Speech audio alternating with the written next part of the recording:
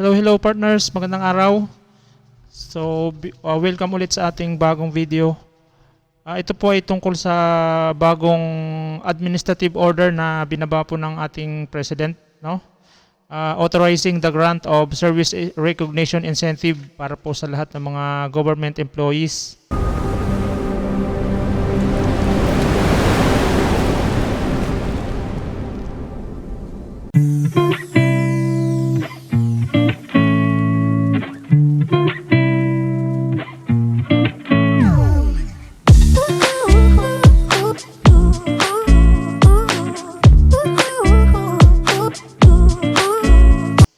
So, bigyan lang po natin ng linaw yung mga important details na kailangan po natin malaman para kung sino-sino po yung pwedeng magkaroon ng SRI o incentive, no?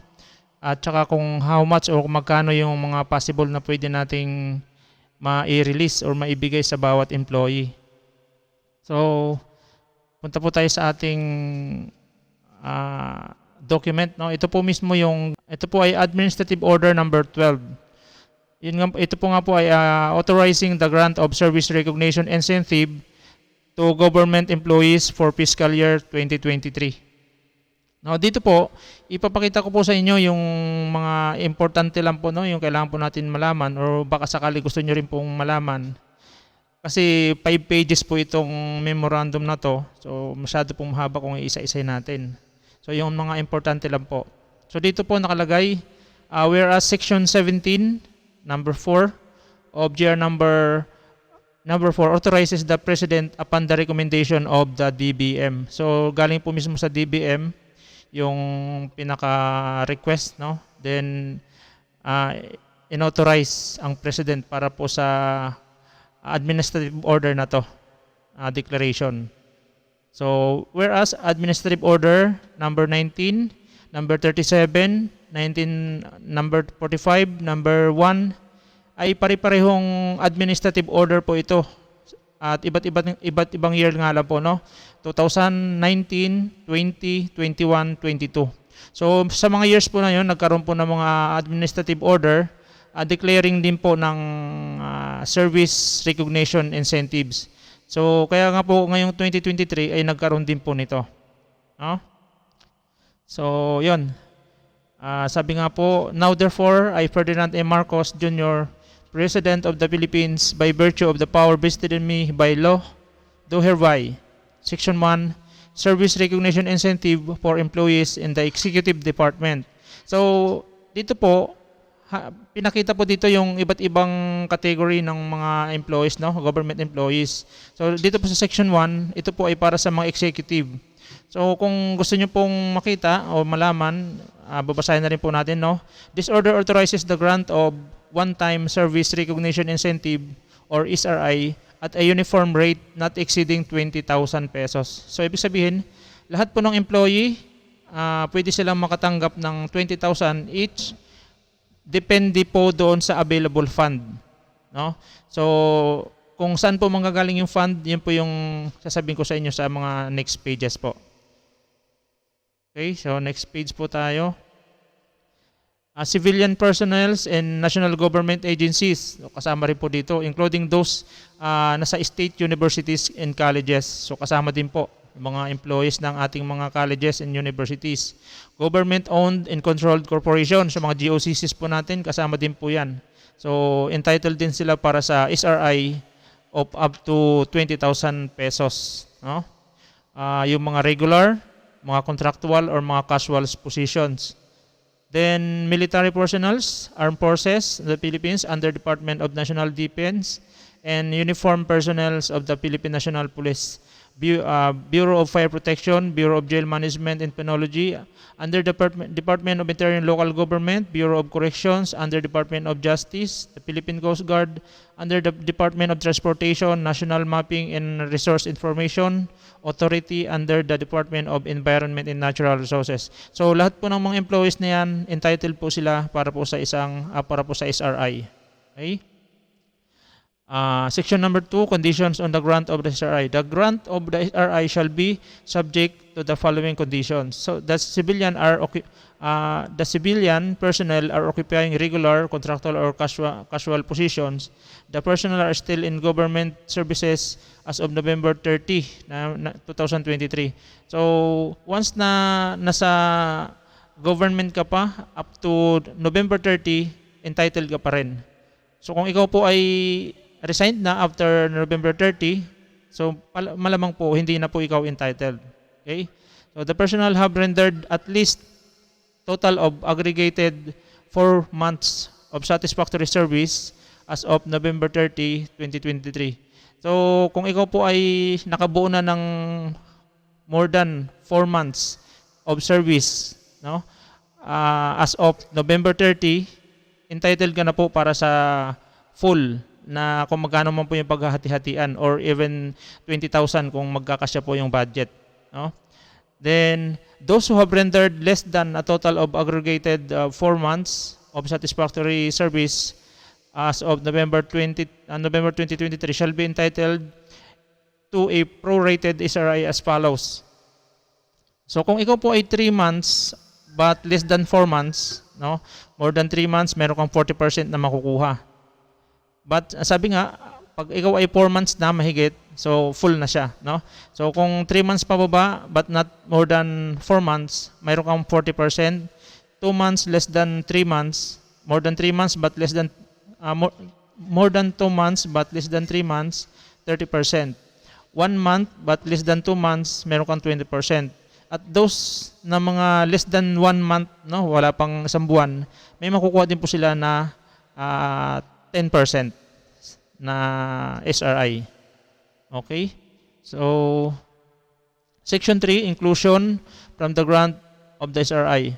Those engaged with inclusion po, okay, exclusion po ito, no? Exclusion. So, hindi po sila entitled. Those engaged without employer or employee relationship. So, ano pong mga tawag nito sa ano, wala po silang employer. So, hindi po sila entitled, no?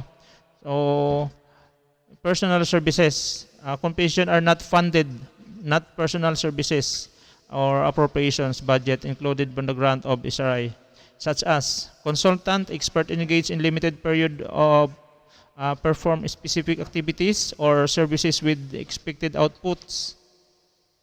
Next page.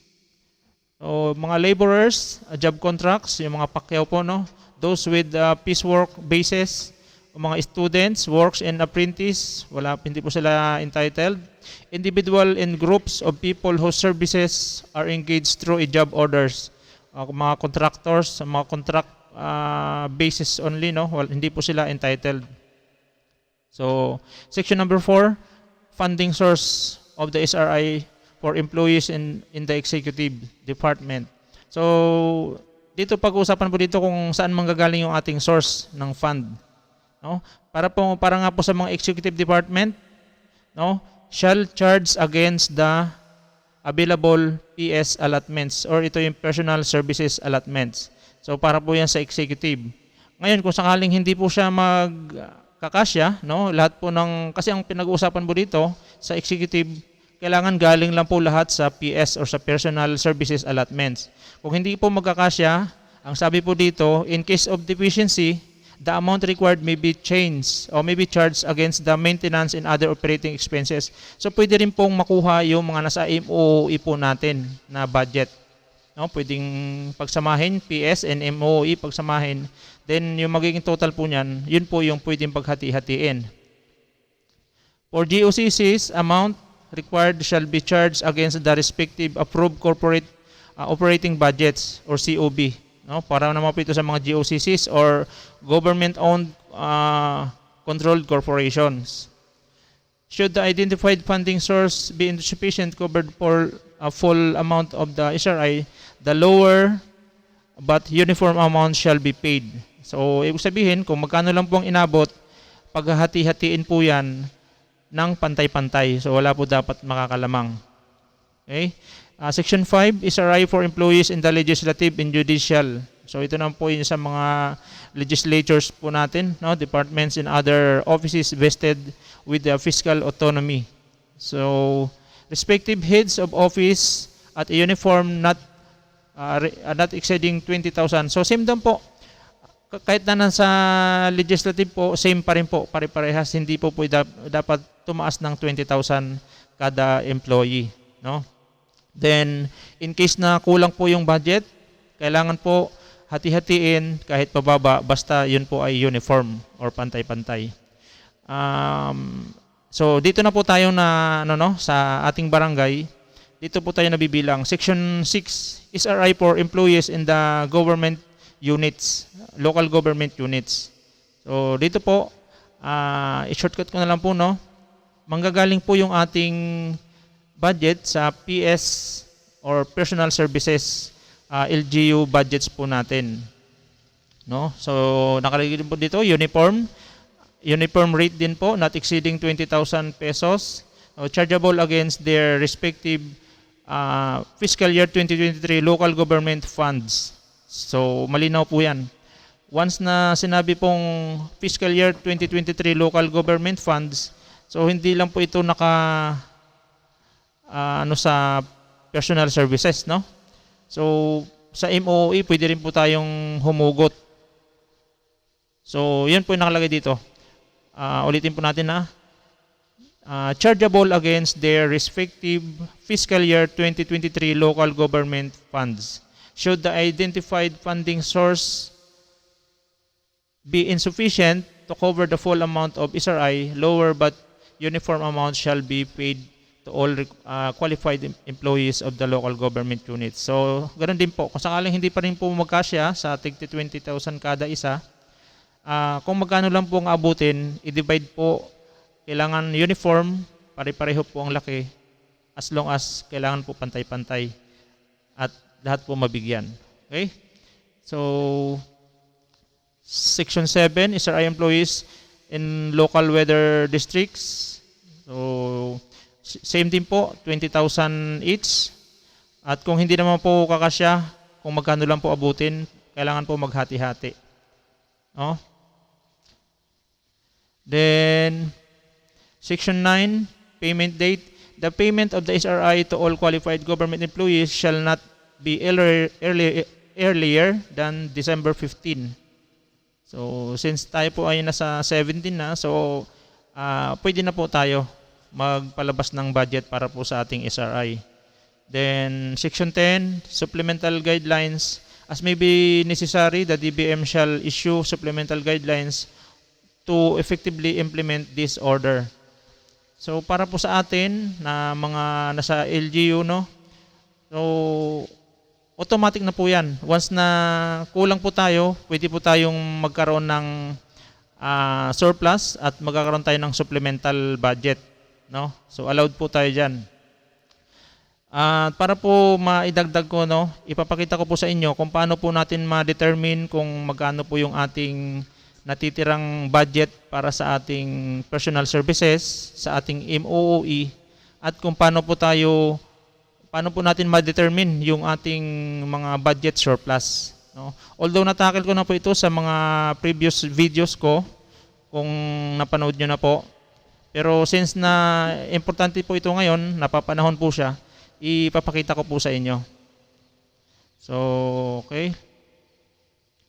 Una po, ipakita ko sa inyo kung paano ipakita o paano i-determine yung mga balances or remainings ng ating personal services. Pag sinabi po nating personal services, ito po ay under sa ating general fund, no? So, regular appropriations. Dito po kung makikita nyo, yung honoraria, CASG, monetization, bonus, bayad po or mga allowance po ng ating BCSF, Lupon, BSW, water caretaker, sa ating BSI. So, ito po yung mga personal services budget o personal services allotment. So, kung makikita po natin, ito po yung part na to, yan po yung budget, mga nakaalat na budget sa isang taon. Then, dito po sa baba, yung mga naging expenditures, yung mga nagastos na po natin. So, kung makikita natin, dito po sa balances, yun po yung remaining. Since ngayon po ay almost end of the year na, no? So, kailangan lang po natin isiguruhin na wala na po tayong ipapalabas na mga budget or wala na tayong pagkakagastusan. Pero kung meron pa po tayong pagkagastusan, kunwari, meron pa tayong magiging honorarium ng December. So, kailangan po muna natin yun ipalabas, kailangan muna natin i-issue, i-payroll, para po sa ating mga lupon kung hindi pa po tayo nakakapagpasahod sa kanila.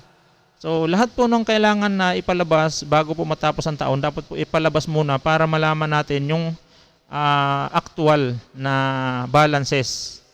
No? Doon pa lang po natin malalaman. Basta napalabas na po natin yung kailangan natin ipalabas, doon pa lang natin malalaman kung magkano talaga yung actual balance. So, for example, dito po ipapakita ko sa inyo yung example. Halimbawa na lang, wala nang ipapalabas, no? So, kunwari, tapos na ipalabas na lahat. So, dito, makikita natin na yung ating dito, total budget is 1,131,816. So, for example lang po ito, ha? Then, ang naging expenses na po ay 1,028,029.05. So, may natitira siya dito na 103,000. Ito po yung sinasabi na excess ng ating personal services. Ito po yung available para po na magamit natin para sa ating SRI, para po sa ating incentive. So ito po yung possible na paghahati-hatian. Pwede po natin pagkunan ng ating budget para sa incentive. So, nakuha niyo po ba? So under sa ating Record of Appropriations and Obligations or RAW na document, dito po natin makikita kung magkano po yung ating remaining balance ng ating personal services. So, ang sabi po, kung hindi kakayanin sa personal services, pwede po natin tingnan yung sa MOOE or Maintenance and Other Operating Expenses. So, dito naman po yun sa part na to. Kung papakita ko naman po sa inyo. Itong yellow part na to, yun po yung personal services. Ito naman pong orange, yan na po yung sa MOOE. So, kung titingnan din po natin, yan po yung mga budgets, mga programs, no? Yan, hanggang dito. So, bago po natin kwentahin yan, be sure na wala na po tayong palalabasin na budget dyan. Wala na tayong ipoprocure, wala na tayong mga kailangang bayaran, yung mga monthly bills natin, kailangan na nakwenta na natin yung para sa month of December, no? Bago natin kwentahin yung remaining balance ng ating MOOE.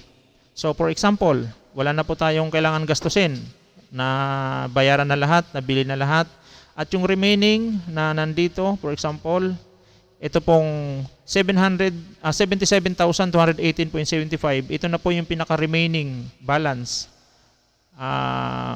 Ito po ay pwede po natin maidagdag doon sa ating personal services balances, no? So, posible na maabot na natin yung ating target na tig 20,000 kada isang tao, kada employee, no?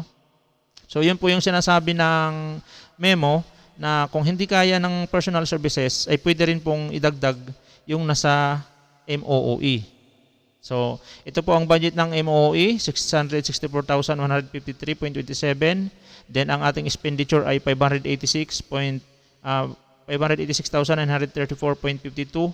So, ang remaining po na 77,218.75, ito na po yung pwede po nating gawing pang SRI, no? Pang incentive po sa ating mga empleyado. At kung magkano po ang aabutin pag hinati-hati po, depende po kung ilang empleyado po ang ating barangay. So, yun. Yun po ay kung okay na po sa atin yung pag pinagsama yung ating personal services at saka MOE. Ngayon, paano naman po? Kasi may mga maliliit po talagang barangay na masyadong maliit lang ang budget at halos siguro dahil December na nga, mag-January na, baka naubos na yung budget. So, walang-wala na talagang mapipiga. So, ang pwede pa natin gawin is i-determine natin yung ating surplus. Once na sinabi kasi nating surplus, pwede pa tayong makahugot ng ibang budget sa ibang mga programs natin. Halimbawa, may excess tayo sa ating general gender and development. No, may excess tayo doon. So, pwede pa tayong makadagdag or sa capital outlay, baka meron pa tayong hindi nagastos or sa financial services, no? So, tingnan naman po natin kung paano naman po natin, although nasabi ko na nga to, natakil ko na to sa isang video, ituro ko naman po sa inyo kung paano po natin makukuha yung surplus, yung budget surplus po natin. So ipakita ko po sa inyo yung document, ito po. So dito, para makuha po natin yung ating budget surplus, kailangan natin ma-determine, malaman po natin yung remaining mga balances. So pinakita ko po na nga sa inyo, no, yung balance po ng personal services, kunyari nandito, balance po ng MOOE, nandyan po. Then balance ng financial expenses, balance ng capital outlay. So ito total po natin yan. Kunwari, ito na ang total niya. Same, kung meron po tayong mga remaining balance sa ating gender and development, sa ating BCPC, no? Ito total din po yan dito.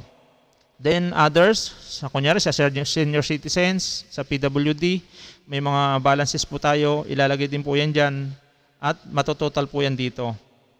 Ang kagandahan nito, once na ang pagbabasihan natin ay ang surplus, maisasama po natin yung ating income, no? Yung local income po ng barangay. So, paano po makuha yung pinaka-actual income or pinaka-local income ng barangay? Kailangan po natin malaman yung ating estimated income, no? Ililis po yan natin doon sa ating actual income. Kung magkano po yung difference, so dito po sa example na to, umabot ng 2,682,000 yung ating actual. Less natin yung 2,610,000 na estimated. So magkakaroon tayo ng excess na 71,386. So malaking bagay din po ito. So kung titignan natin dito yung example, yung pinaka-surplus niya, unappropriated surplus, umabot siya ng 128,000. Diba? Ang laki din po. So kung kayo po ay isang barangay na sa tingin nyo po ay wala po talagang natirang PS or Personal Services Balance at saka sa MOE, pwede po ninyong hugutin ang inyong budget surplus, pwede nyo na pong kwentahin at yun po ang iso-supplemental po natin para po sa ating SRI. Okay? So, about sa supplemental, kung paano po mag-supplemental, upload ko lang po, bali 8 video po adto. 8 video, pag-aralan nyo lang po, malinaw po ang pagpapaliwanag doon at malalaman nyo po kung paano mag-supplement ng budget. No? Upload ko lang po yun nung nakaraang gabi. So, yun. Kung may mga hindi po kayo naintindihan or hindi masyadong maliwanag yung pagkaka-explain, pwede po kayo mag-comment. No? Kasi ito, napapanahon po talaga na ang bawat barangay po ngayon ay naghahangad na magkaroon ng mga incentive. Malaking bagay po yan para sa atin. Kaya nga po naisipan ko na gawin yung video na to para marami po tayong matulungan na medyo hindi po nila alam kung anong gagawin. Lalo na po yung mga bagong palit na mga treasurer, mga secretary, kahit po yung ating mga kagawad at barangay captain, baka hindi pa po sila masyadong marunong. At least